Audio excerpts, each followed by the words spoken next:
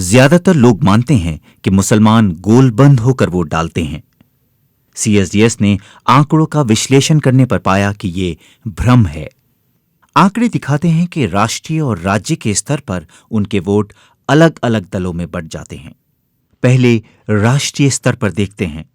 1996 के लोकसभा चुनाव में कांग्रेस को मुसलमानों के करीब 40% वोट मिले थे, जबकि क्षेत्रीय पार्टियों को मुसलमानों के 55% वोट मिले। पिछले कुछ चुनावों में तो बीजेपी के उम्मीदवारों को 7 से 8% तक वोट मिले हैं। रिसर्च से पता चलता है कि मुसलमानों में वोटिंग का कोई एक पैटर्न नहीं है, वो मुकाबले के हिसाब से बदलता रहता है।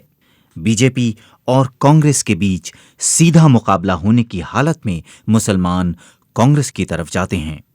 ऐसे चुनाव में जहां 3 या उससे ज्यादा अहम उम्मीदवार होते हैं, वहां मुसलमान वोटों का सबसे ज्यादा बंटवारा होता है।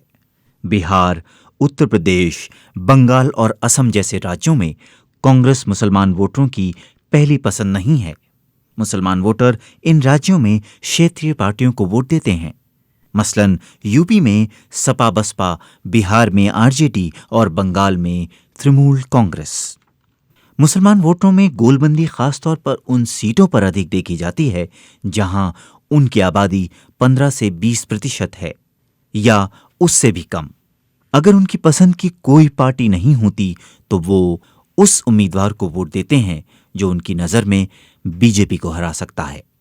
जब मुसलमान वोटरों की तादाद किसी चुनाव क्षेत्र में 20 से 35% तक होती है तो उनके वोटों के बंटने की संभावना ज्यादा हो जाती है, लेकिन हर बार ऐसा हो ये जरूरी नहीं है।